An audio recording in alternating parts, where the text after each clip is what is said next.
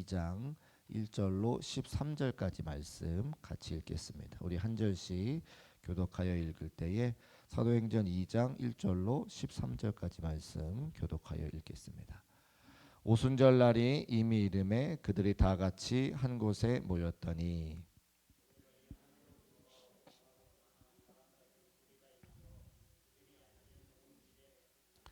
마치 불의 혀처럼 갈라지는 것들이 그들에게 보여 각 사람 위에 하나씩 임하여 있더니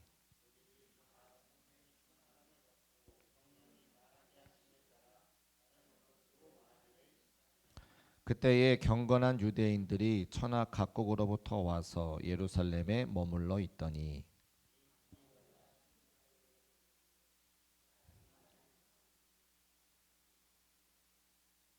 네, 7절인데 네, 계속 읽죠. 우리가 우리 각 사람이 난 곳 방언으로 듣게 되는 것이 어찌 됨이냐. 8절 읽으시죠. 네, 9절 시작.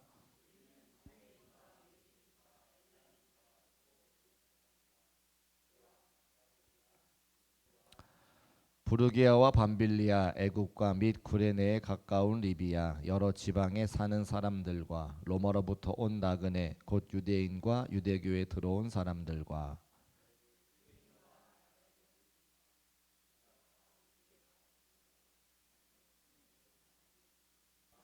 다 놀라며 당황하여 서로 이르되 이 어찌된 일이냐 하며 또 어떤 이들은 조롱하여 이르되 그들이 새 술에 취하였다 하더라. 아멘.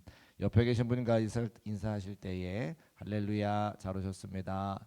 반갑습니다. 인사하실까요? 할렐루야 잘 오셨습니다. 반갑습니다. 고맙습니다.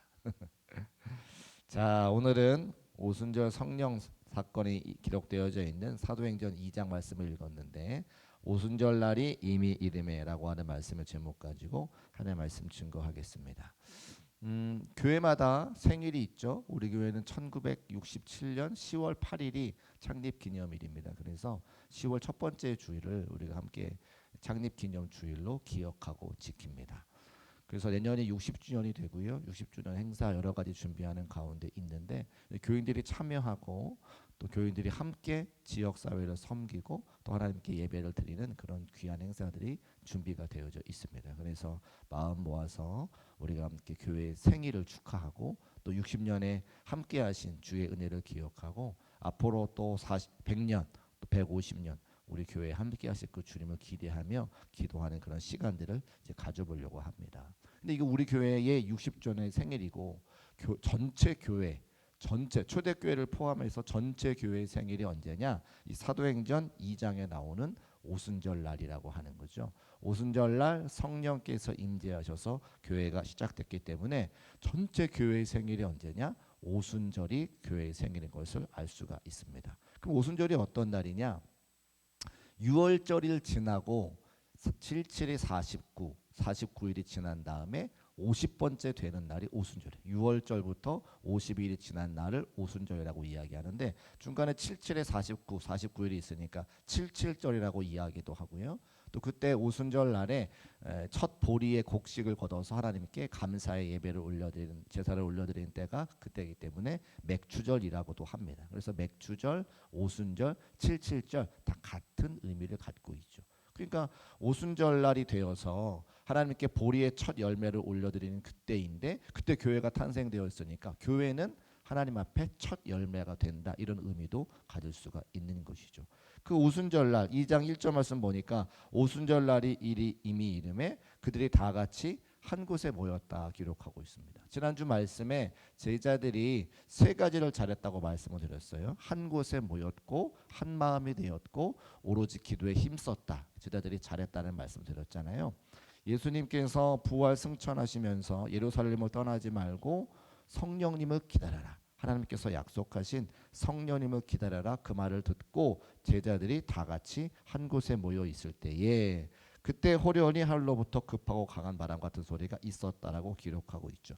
그럼 성령께서 어디에 임재하시느냐, 어떻게 임재하시느냐? 그냥 다 같이 모여 있는 곳에 임재하는 것이 아니라 기도하는 곳에 임재해 있는 것을 알 수가 있는 것은 예수님은 6월절에 돌아가셨습니다. 그리고 3일 만에 부활하셨어요. 그러니까 3일 만에 부활하셨어요. 3일이 지났죠. 그리고 오순절이 되려면 47일이 남아 있잖아요. 근데 그 중에 77이 49 아니지 43일 아니 죄송합니다. 3일이 지났고 50일까지는 47일이 남아 있는데 그 47일 중에 일주일 남아 있는 일주일을 하나님께서 예수님께서 함께 하신 거죠. 부활 후 40일 동안 제자들과 함께 하셨다고 하셨으니까 유월절이 지나고 오순절까지 7일이 남아 있는 시간입니다. 3일 만에 부활하시고 그 다음에 부활하신 다음에 제자들과 40일 정도 같이 하셨으니까 7일 정도가 남아 있는 거예요. 그 7일 남아 있는 동안에 제자들이 오로지 기도에 마음을 힘쓰고 함께 모여 기도했을 때에 그 제자들이 모여 있는 그곳에 성령의 임재가 있는 거죠. 예수님께서 아니 하나님 성령께서 어디에 임재하시느냐? 기도하는 그 자리, 일주일 동안 열심히 함께 모여 마음 모아 기도하는 그 자리에 성령께서 임하시는 것을 볼 수가 있습니다. 사람들이 모여 있는 곳은 많이 있는데 모여서 잡담하는 곳에 성령께서 임하지 않으시겠죠. 모여서 세상 노래하는 곳에 성령께서 임하시지 않겠죠. 모여서 기도하는 곳에 성령께서 임하시는 것을 믿으시기를 주의 이름으로 축복합니다. 그래서 저는 우리 중국교회가 무엇보다도 기도하는 일에 힘쓰는 교회가 되시기를 주의 이름으로 부탁을 드립니다.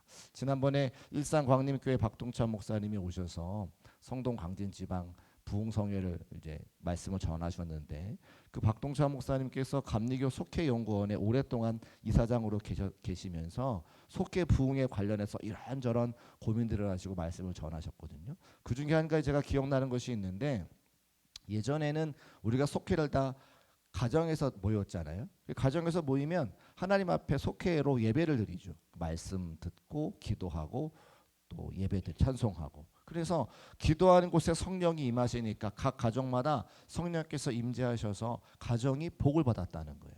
근데 어느 순간부터 교회가 성도들이 바쁘고 어려우니까 속회 모임을 다 어디서 모이느냐? 다 교회에서 모이기 시작하는 거죠. 우리 교회도 그렇죠. 대부분의 많은 속회들이 교회에서 모입니다. 그러면 속회로 모였을 때에 찬송하고 기도하고 예배드리는 장소가 교회다 보니까 하나님께서 교회에 복을 허락해 주시고 성령의 임재를 허락하시는 것을 보게 된다는 거예요. 그래서 가정마다 예배를 드리면 그 가정이 복을 받을 텐데 교회에서 속회로 모이다 보니까 가정에서 받을 복이 교회로 임하게 된다라는 말씀을 증거하셨어요. 제가 그 말씀을 딱 듣고 무릎을 탁 치면서 아 그렇구나. 하나님의 말씀대로 가정이 복 받으려면 가정에서 예배드릴 수 있는 구조로 만들어 가야 되겠구나. 제가 그렇게 생각을 하게 되었습니다. 물론 쉽지 않은 일이지만 하나님의 영적인 질서를 기억하고 하나님의 말씀에 순종해서 복 받기를 원하시는 성령의 임재가 넘치기를 원하시는 분들마다 그 속회마다 가정으로 돌아가서 예배드릴 수 있도록 제가 좀 배려해 드려야겠다, 준비해 드려야겠다 그런 생각을 하게 됩니다. 하나님의 말씀은 기록되어져 있는 것대로 그대로죠. 그들이 다 같이 한 곳에 모여 있을 때에 그들이 기도에 힘쓸 때에 성령의 임재가 넘치는데 여러분의 가정에도 또 예배드림으로 말미암아 속회로 모임으로 말미암아 가정에 성령의 충만한 임재가 있으시기를 주의 이름으로 축복합니다. 자, 2절 말씀 화면에 올려주시고 같이 한번 읽어보겠습니다. 2절 말씀 같이 읽어볼게요. 시작. 호련히 하늘로부터 급하고 강한 바람 같은 소리가 있어 그들이 앉은 온 집에 가득하며. 아멘. 성령께서 어떻게 임하시는가 봤더니 호련히 하늘로부터 임하셨다라고 기록하고 있죠. 단순하지만 굉장히 중요한 것 같습니다. 성령께서 어디에서 임한다고요? 하늘로부터 우리에게 임한다. 위로부터 우리에게 임한다. 이렇게 이야기합니다. 하고 있습니다. 우리가 착각하는 것 중에 한 가지가 저 사람이 있으면 성령께서 임재하실 거야. 저 목사님이 오셔가지고 말씀 전하시면 성령께서 임재하실 거야. 성경에 그렇게 기록되어 있지 않다는 거예요. 성령은 호련히 하늘에서부터 우리에게 오시는 거죠. 어떤 사람이 이렇게 이야기합니다. 프로그램에 있으면 성령께서 임재할 거야. 제가 경험한 알파 프로그램이라는 게 있거든요. 알파 프로그램이 14주를 진행하는데 중간에 7주쯤에 성령 수영회라는 게 있어요. 그래서 교인들이 함께 모여가지고 알파로 초대된 새가족들을 위해서 같이 기도해줘요. 그럼 그곳에 성령이 임하는 것은 분명합니다. 저도 경험했으니까. 함께 모여서 새로운 가족들과 또 사랑받아야 되는 분들을 위해서 같이 얼싸안고 눈물로 기도해 주니까 그곳에 성령께서 임재하시죠. 그러나 그 알파 프로그램 때문에 성령께서 임하시는 것은 아니라는 거죠. 프로그램이 성령의 임재를 꼭 보장하지는 않는다고 하는 겁니다. 학교로부터도 성령이 오시는 게 아닙니다. 만약에 학교로부터 성령이 오신다고 하면, 많이 배운 사람에게 성령이 오신다고 하면 모든 사람들이 다 박사학위 받으면 성령의 충만한 임재가 임하겠죠. 근데 그렇지 않다는 거예요.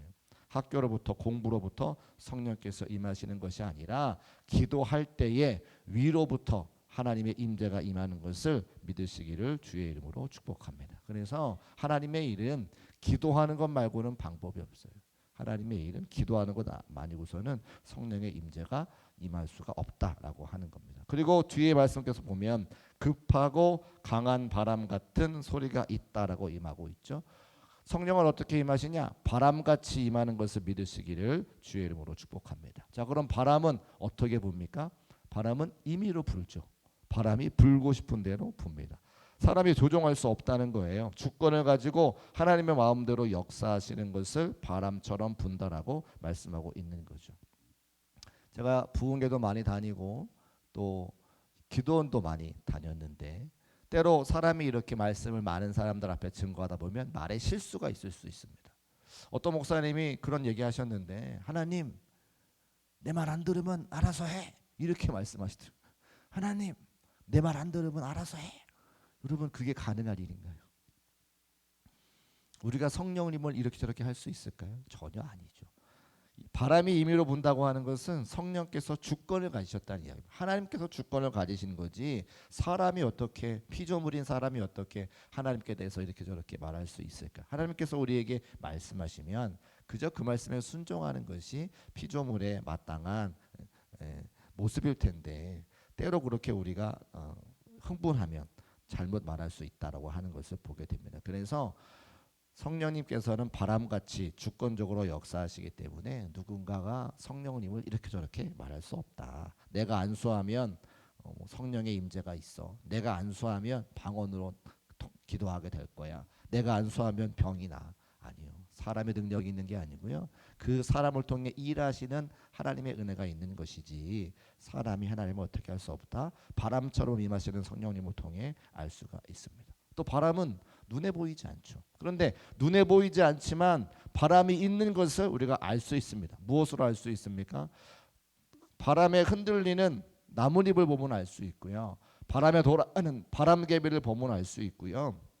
바람을 맞는 나의 촉감을 통해서 바람은 눈에 보이지 않지만 바람을 그 존재를 알 수가 있습니다. 그러면 성령께서 바람처럼 임하셨으니까 성령님은 우리가 볼 수는 없지만 성령님 임재를 어떻게 알 수 있습니까? 성령의 임재로 변화된 사람을 보면 알 수가 있는 거예요. 성령께서 사람에게 임하면 그 사람의 변화된 모습을 통해서 우리가 성령님이 존재하고 있는 것을 알게 되죠. 무엇이 변합니까? 우리의 말이 변하고 우리의 눈빛이 변하고 우리의 행동이 변할 겁니다. 그래서 눈으로 보이지 않지만 성령께서 임재하시는 그 변화를 통해 알 수 있다. 우리가 성경 말씀을 통해 성령님의 존재를 알 수가 있죠. 또 바람은 사람에게 굉장히 필요하다고 합니다. 제가 말씀 보면서 알게 된 건데, 바람이 불어올 때에 이 바람이 몇 시간만 불어오지 않아도 사람이 살기가 어렵다고 하는 것을 과학적으로 증명이 됐다는 거예요. 바람이 우리에게 어떤 역할을 하냐? 환기를 시켜주죠. 그리고 정화를 해줍니다. 저 위에 한성령 권사님 앉아 계신데, 한성령 권사님이 하시는 일 중에 한 가지가 뭐냐면 우리 교회에 들어온 화분들을 잘 관리하세요. 근데 화분을 관리할 때 화분이 잘 자라게, 여기도 꽃이 지금 있는데 이 꽃을 여기에만 두면 금방 죽습니다. 왜 죽을까요? 환기가 안 돼서 죽는다는 거예요. 그래서 이것을 늘 좀 수고스럽지만 늘 바깥에 내놓고 환기가 되고 바람을 맞고 다시 갖다가 놓고 하거든요.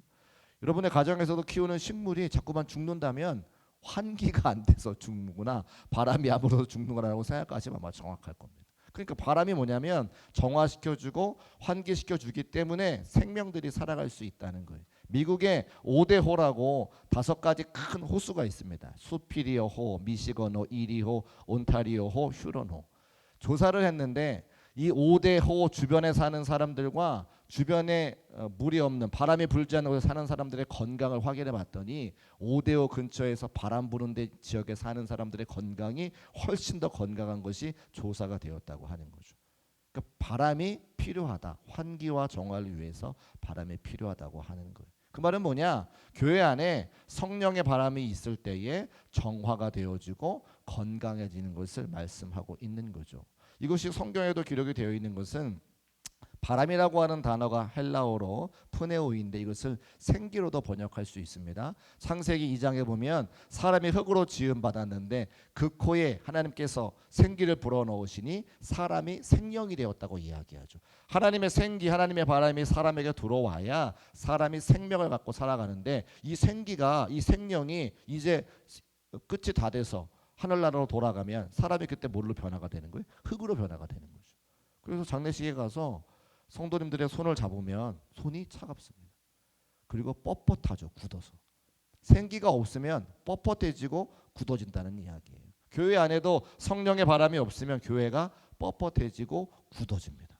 그래서 뜨거움이 있는 교회, 성령의 바람이 있어서 성령의 임재가 있는 교회마다 뜨겁고 생기가 넘치고 은혜가 있게 변화가 되는데 교회 안에 성령의 바람이 없는 교회들은 냉랭한 걸 보게 돼요.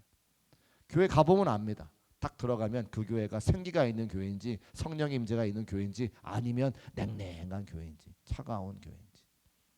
저와 여러분 함께 섬기는 중국교회가 성령의 임재와 성령의 바람을 통해서 날마다 뜨거움이 있고 생기가 있고 은혜가 넘치는 교회가 되시기를 주님의 이름으로 축복합니다. 그러면 성령의 임재를 구해야 되는 거죠. 사도행전 6장 가보면 스데반이 지혜와 성령으로 충만하여서 말함에 능해가지고 어떤 사람도 당하지 못한다 이렇게 이야기하죠. 성령에 충만한 사람을 사람들이 당할 수가 없다는 거예요. 미국의 유명한 부흥기를 이끌었던 D.L. 무디 목사님도 많이 배우지 못했지만 성령의 충만한 임재가 있으니까 입을 열어 말씀을 증거할 때마다 수많은 사람들이 변화가 되는 역사가 있었다고 하는 거죠. 성령의 바람, 성령의 임재가 우리에게도 필요하다.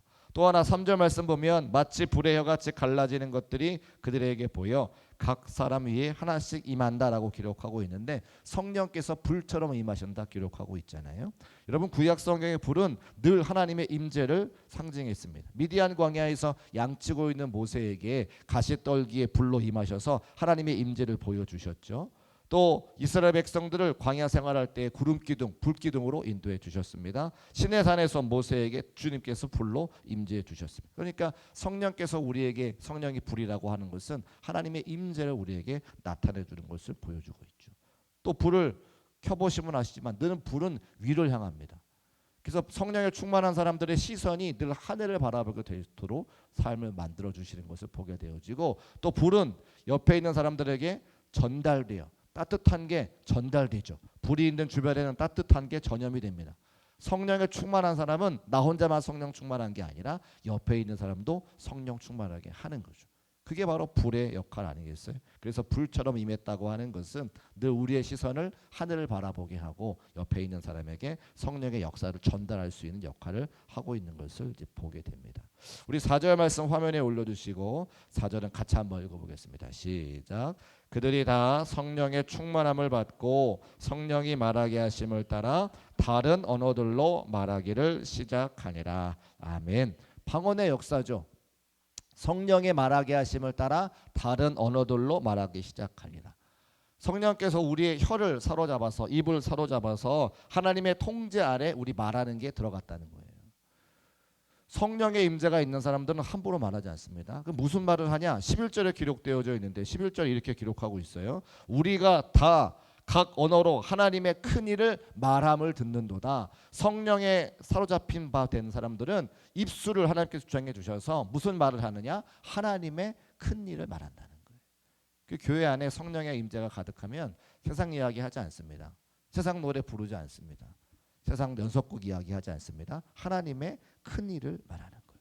교회 와서 하나님의 역사가 어떻고 하나님의 말씀이 어떻고 하나님께서 어떻게 응답하셨고 나의 삶에 있었던 간증들을 늘 말하게 되는데 성령의 임재가 없으면 세상 것을 모여서 말하는 그런 모임으로 바뀌게 된다라고 하는 거예요. 그래서 우리 가운데 특별히 우리 중국교회 사랑하는 중국교회 성도들의 삶의 자리에 성령의 임재가 가득해서 우리 혀가 하나님의 통제 안에 들어가고 하나님의 거룩한 일을 말할 수 있는 하나님의 큰 일을 말할 수 있는 모든 성도의 삶이 되시기를 주의 이름으로 축복합니다. 어떻게?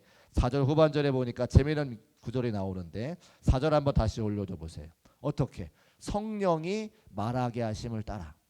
우리의 입술이 하나님의 통제 안에 들어가는데 성령이 우리에게 그렇게 말하게 하신다는 거예요. 제가 가만히 생각해 봤어요. 성령이 우리에게 말하게 하심이 뭘까? 집에서 아기들 낳으면 엄마 아빠들이 아기한테 가장 먼저 뭐라고 하는 줄 아세요? 엄마 해봐. 엄마. 엄마. 아빠 해봐. 아빠. 아빠. 그러죠. 그럼 아기가 엄마 아빠 이거 한단 말이죠. 계속해서 엄마 아빠가 아이에게 엄마 얘기해봐 아빠 이야기해보라고 해서 들려주고 그것을 따라하고 첫 마디가 엄마 혹은 아빠라고 하는 거예요. 성령이 우리에게 말하게 하신다는 것은 무엇입니까? 세상에 노래하고 세상에 이야기하고 세상에 탤런트 이야기하는 그 모든 성도들의 삶의 자리에 성령으로 사로잡히면 그때부터 하나님의 큰 일을 말할 수 있도록 우리의 삶을 조금씩 바꿔가신다는 거예요. 그 은혜가 우리 모두에게 있으시기를 주의 이름으로 축복합니다. 네, 갑자기 안 나오는데 네, 다시 나옵니다. 네. 자, 그런데 이 성령께서 방언으로 말하게 하시는 것이 굉장히 중요한 영적인 의미가 한 가지 있습니다. 8절 말씀을 기록하고 있는데 우리 8절을 한번 같이 읽어볼까요? 시작. 우리가 우리 각 사람이 난 곳 방언으로 듣게 되는 것이 어찌 됨이냐. 우리 각 사람이 난 곳 방언 그 나라의 말로 듣게 되었다. 그리고 그 나라가 어디인지는 9절과 10절과 11절에 나와 있어요. 뭐 바데인, 메데인, 엘람이, 메소포타미아, 유대와 갑바도기아, 본도와 아시아 여러 지역에서 온 사람들의 하나 둘 지역에서 온 사람들의 말로 방언하기도 시작했다는 거죠. 이게 왜 중요한 영적인 사건이냐면 사람들이 한 곳에 모여서 마음을 같이하여 하나님 앞에 기도하고 예배해야 될 텐데 하나님을 대적한 곳이 있어요. 창세기 11장의 바벨탑 사건입니다. 제자들이 잘한 것은 한 곳에 모였고 마음이 하나가 되었고 그리고 하나님께서 원하시는 오로지 기도에 힘썼기 때문에 제자들이 칭찬받았는데 그렇게 한 곳에 모이고 한 마음이 되어서 하나님을 대적했던 곳이 어디냐면 바벨탑 사건입니다. 그래서 그 바벨탑 사건 이후에 하나님께서 모든 사람 지면의 언어들을 흩으셔가지고 서로 소통이 안 되게 했잖아요.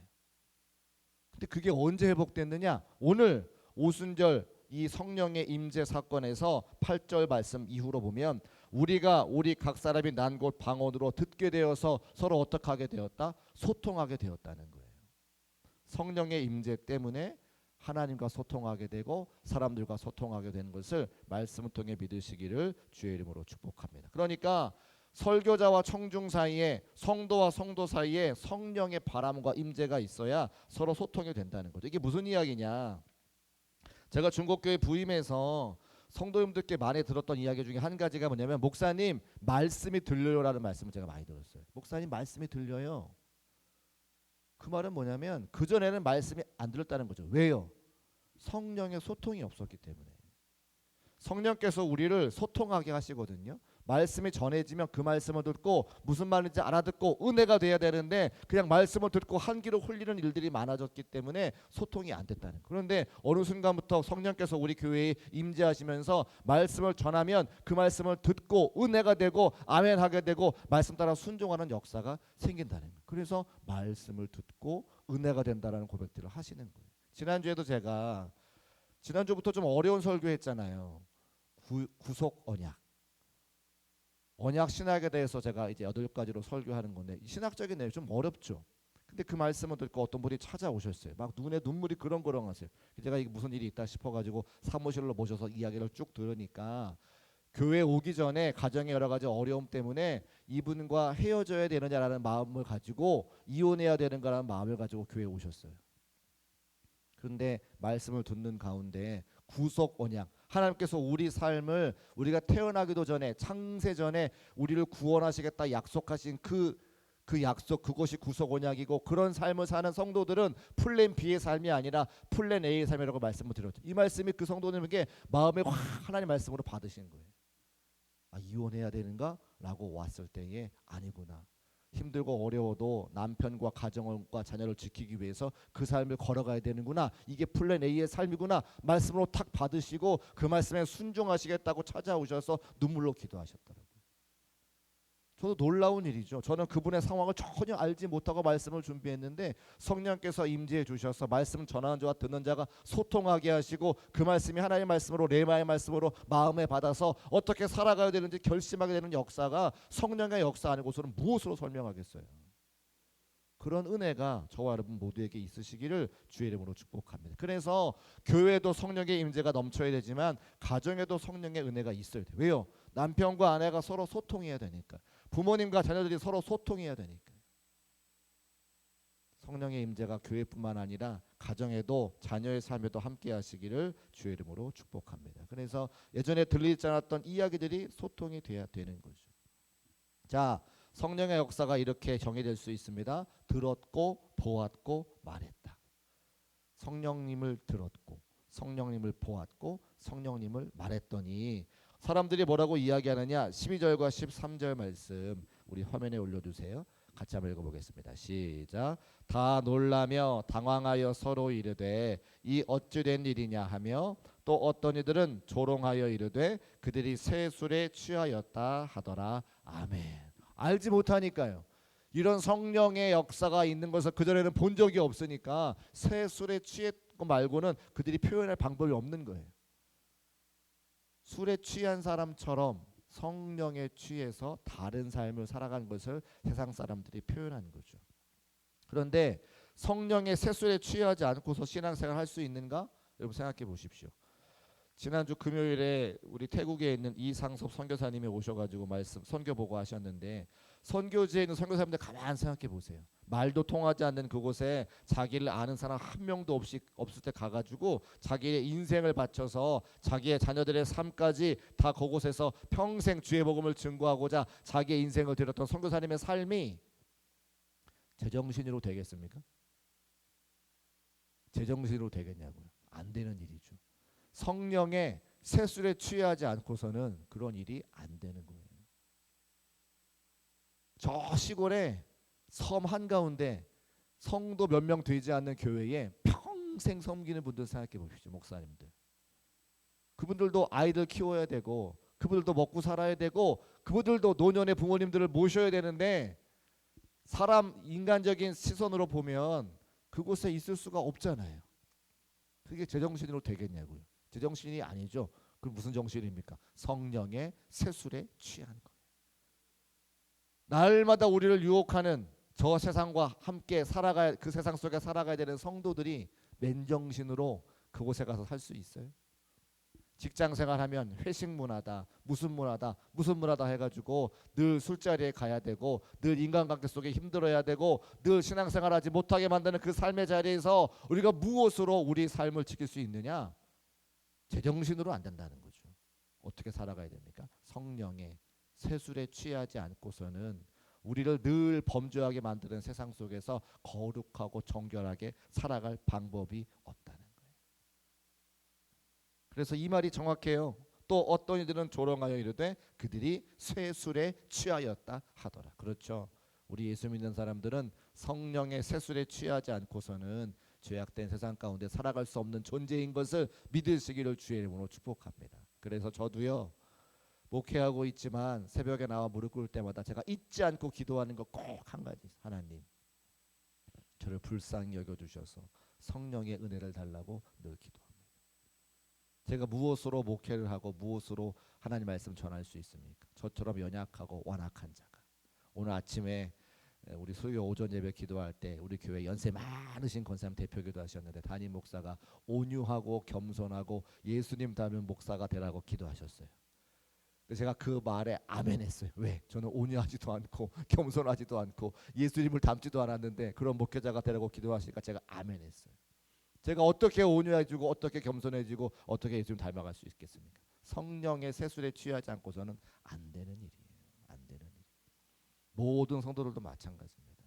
우리가 신앙생활 하기 위해서는 성령의 세술에 취하지 않고서는 되지 않는 일인데, 오순절날 다 같이 한 곳에 모여 기도할 때에 성령의 임재가 있다는 것을 기억하고 함께 교회에서 기도함으로 말미암아 성령님을 사모함으로 말미암아 늘 성령과 동행할 수 있는 중국계 모든 성도의 삶이 되시기를 주의 이름으로 축복합니다. 기도하겠습니다.